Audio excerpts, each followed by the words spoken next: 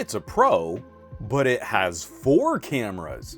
Conclusion right at the top of this video, the Oppo Find X8 Pro is a formidable player for mobile photography nerds. It's the camera I used the most for a once-in-a-lifetime trip to India. I get real pissy when companies throw around the word Pro on products, but a proper quad camera rear assembly and 4 very good sensors contribute to a great shooting experience. It's not class leading in any specific area, and the Oppo camera app is vying a bit more for ease of use over outright photographer control, but it's patently easy to get fantastic images out of this camera. It's currently the most powerful phone of 2025, and you can put that performance to great use as a mobile content creator. I'm not particularly impressed by the gimmick, the camera gimmick feature that but really there's a lot more to like than to criticize. I'll save that little bit for later in the video. Starting with hardware, we've got 4 cameras on the back. Our main wide camera is a practical all-rounder, a 1/1.4 inch type shooter that we've enjoyed on OnePlus phones recently, and our ultra-wide, similarly, a very good performer, if a bit smaller. This 1/2.75 inch type has been around for a while, as one of the first slightly smaller than half-inch sensors to include 50 megapixels. Then we get to the telephotos. The medium is a nice 73mm equivalent paired with a slightly larger than half-inch sensor, and is very close to what we have on the OnePlus 13. Then the long telephoto at a 135mm equivalent steps back down to a 1/2.5 inch type sensor, but includes closer focusing optics for your macro shots. In hardware, no one sensor wins any comparison we've seen at similar focal lengths, but the 4 cameras here cover so much area that there aren't many gaps in this coverage. But of course, a camera is more than a collection of lenses, and counting the megapixels, we've got to look at some samples.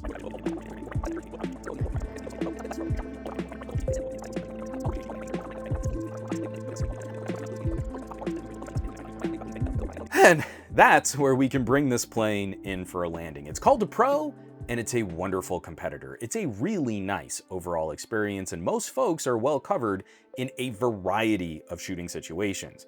It came in clutch on a couple of trips, and there weren't many areas where I felt it might have slowed me down. I certainly wasn't feeling like, oh darn, I'm totally gonna miss this shot because of a limitation on this phone here, oh gee. Still, it's an interesting turn from last year, where I think a lot of our premium phones were focused on really pushing the limits on mobile photography. There's no direct Oppo version of this idea from last year. I did not get a Find X7 Pro, but there were phones like the Vivo, the X100 Pro that kind of filled that in-betweener role. Now the X200 Pro also feels like it's less of a total upgrade and more trading parts in place. We're spending more and more on the chip, while tech companies try to convince us we need to send more data up to the cloud.